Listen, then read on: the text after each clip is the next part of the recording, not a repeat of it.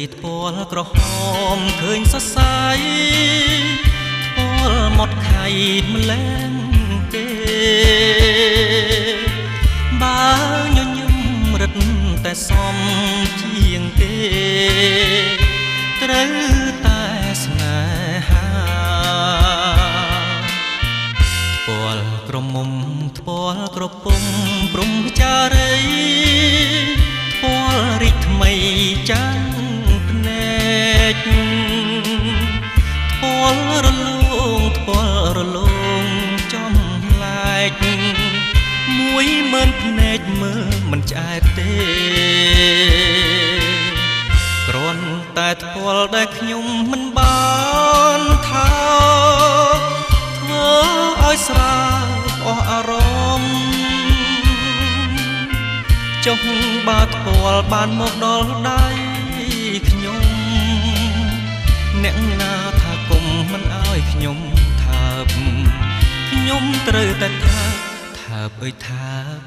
បអើយថាបមិនឆ្អែតទេថាបហើយថែមណាពើតើថ្ពាល់អូនសម្រាប់អ្នកណាទៅឬថ្ពាល់ត្រូវនឹងច្រមុះបង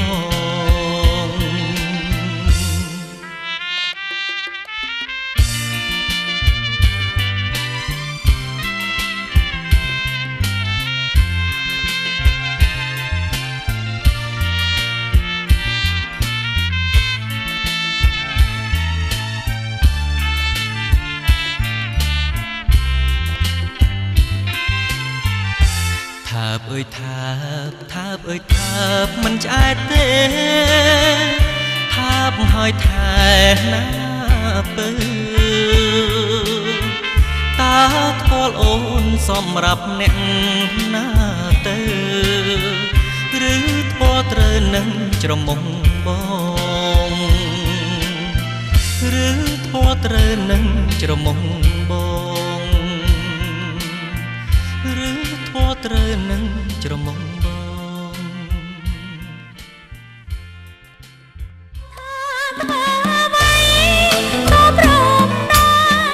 យើងខ្ញុំសូមថ្លែងអំណរគុណជាពន្លឹកចំពោះសម្ដេច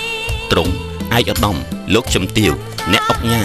លោកស្រីអ្នកនាងកញ្ញាដែលបានផ្ដល់កិត្តិយសអញ្ជើញចូលរួមក្នុងពិធីដ៏មហោឡារិករបស់យើងខ្ញុំនិងសូមប្រសិទ្ធពរជ័យជូនសម្ដេចទ្រង់ឯកឧត្តមលោកជំទាវអ្នកអុកញ៉ាលោកស្រីអ្នកនាងកញ្ញាឲ្យជួបតែសុខភាពល្អសុភមង្គលចម្រុងចម្រើនជារៀងរហូតកំបីគ្លៀងគ្លាតឡើយសូមអរគុណមេត្តា